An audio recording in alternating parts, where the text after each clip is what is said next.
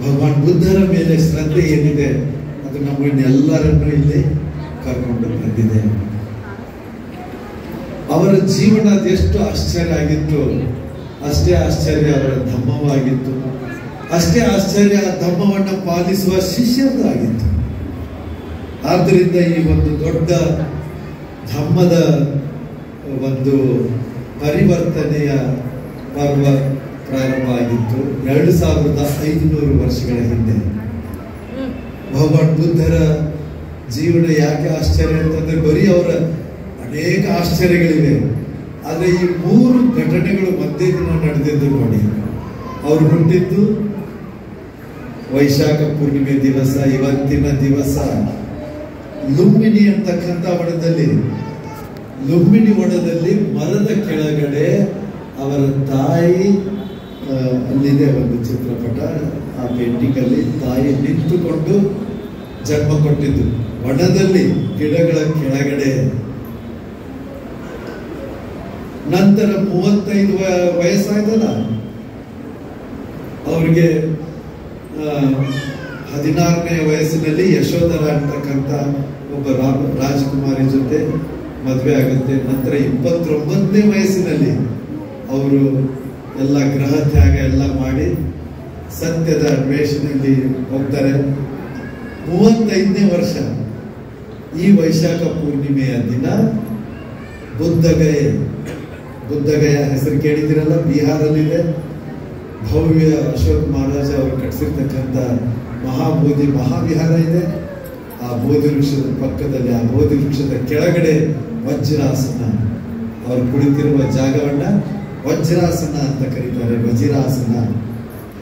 ಅಲ್ಲಿ ಕುಳಿತು ಈ ವೈಶಾಖ ಪೂರ್ಣಿಮೆಯ ದಿನ ಅವರು ಬೋಧಿ ಪ್ರಾಪ್ತಿ ಮಾಡಿಕೊಂಡು ಬೋಧಿಸತ್ವ ಸಿದ್ಧಾರ್ಥ ಆಗಿದ್ರಲ್ಲ, ಬುದ್ಧರಾದ್ರು, ಸಂಬುದ್ಧರಾದ್ರು. ಅರ್ಥ ಆಯ್ತಾ? ಅದು ಮರದ ಕೆಳಗಡೆ. ನೋಡಿ, ಇದು ಆಶ್ಚರ್ಯ. ಹುಟ್ಟಿದ್ದು ಮರದ ಕೆಳಗಡೆ, ಬೋಧಿ ಪ್ರಾಪ್ತಿ ಮಾಡಿದ್ದು ಮರದ ಕೆಳಗಡೆ. ಹುಟ್ಟಿದ್ದು ವೈಶಾಖ ಪೂರ್ಣಿಮೆ, ಬೋಧಿ ಪ್ರಾಪ್ತಿ ವೈಶಾಖ ಪೂರ್ಣಿಮೆ. ಮತ್ತೆ 45 ವರ್ಷ ಅವರು ಸತತವಾಗಿ ಏನ್ ಮಾಡ್ತಾರೆ? ಧರ್ಮೋಪದೇಶ ಮಾಡ್ತಾರೆ. ಈ ಧರ್ಮೋಪದೇಶ ಸಾಮಾನ್ಯ ಧರ್ಮೋಪದೇಶ ಅಲ್ಲ. ಬೆಳಿಗ್ಗೆಯಿಂದ ರಾತ್ರಿಯವರೆಗೂ ದಿನಕ್ಕೆ 2 ತಾಸು ಸ್ವಲ್ಪ ರೆಸ್ಟ್ ತಗೊಳ್ತಾ ಇದ್ರು. ಮಧ್ಯರಾತ್ರಿ 2 ಗಂಟೆಯಿಂದ ಬೆಳಿಗ್ಗೆ 4ರವರೆಗೆ, ತಿರ್ಗಾ 4ರಿಂದ ರಾತ್ರಿ 2ರವರೆಗೂ ಧರ್ಮೋಪದೇಶ, ಕೆಲಸ, ಧ್ಯಾನ ಹೇಳ್ಕೊಡೋದು, ಧ್ಯಾನ ಮಾಡೋದು, ಇತರರ ಒಳಿತಿಗಾಗಿ ದಿನಕ್ಕೆ 22 ತಾಸು ದುಡಿತಿದ್ರು. ಬೇರೆಯವರ ಕರುಣೆ, ಬೇರೆಯವರ ಮೇಲೆ ಒಳ್ಳೆಯದಾಗಲಿ, ಅವರು ದುಃಖದಿಂದ ಮುಕ್ತರಾಗಲಿ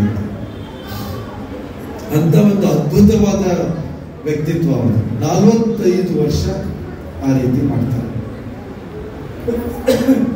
45 ವರ್ಷ ಆದ್ಮೇಲೆ 80 ವರ್ಷ ಆಯ್ತಲ್ಲ, 35ನೇ ವರ್ಷ ಬುದ್ಧರಾದರು. 35ರಿಂದ 80ನೇ ವರ್ಷ, 45 ವರ್ಷ ಸತತವಾಗಿ ಬೋಧನೆ ಮಾಡಿ, ಇದೇ ವೈಶಾಖ ಪೂರ್ಣಿಮೆಯ ದಿನ ಕುಶಿನಗರದಲ್ಲಿ 2 ಸಾಲ ವೃಕ್ಷಗಳ, ಸಾಲವನದಲ್ಲಿ ಸಾಲ ವೃಕ್ಷಗಳ ಕೆಳಗಡೆ ಮಹಾಪರಿನಿಬ್ಬಾನ ಕೊನೆ ಅಲ್ವಾ? ಅದು ಕೂಡ ಮಹಾಪರಿನಿಬ್ಬಾನ ಆಗಿದ್ದು ಕೂಡ ಇದೇ ವೈಶಾಖ ಪೂರ್ಣಿಮೆಯ ದಿವಸ. ಅರ್ಥ ಆಯ್ತಾ? ಇದು ಸಾಮಾನ್ಯ ಏನ್ರಿ? ಯಾರ ಲೈಫಲ್ಲಿ ಆದ್ರೆ ಎಲ್ಲ ವೈಶಾಖ ಪೂರ್ಣಿಮೆ ದಿನ ಎಲ್ಲ ಘಟನೆಗಳು ಮರದ ಕೆಳಗಡೆ, ಪ್ರಕೃತಿಯ ಜೊತೆಗೆ. ಭಗವಾನ್ ಬುದ್ಧರ ಜೀವನವೇ ಪ್ರಕೃತಿಯ ಜೊತೆಗಿತ್ತು. ಯಾಕಂದ್ರೆ ಪ್ರಕೃತಿಯನ್ನ ಚೆನ್ನಾಗಿ ಅರಿತುಕೊಂಡಿದ್ರು. ಪ್ರಕೃತಿ ಅಂದ್ರೆ ಸತ್ಯ ಏನಿದೆಯೋ ಅದು, ಸತ್ಯವನ್ನ ಅರಿತುಕೊಂಡಿದ್ರು. ಇಂಥ ಒಂದು ಅದ್ಭುತವಾದ, ಇದು ಒಂದು ಅದ್ಭುತ ಅಂತ ಹೇಳ್ಬೋದು.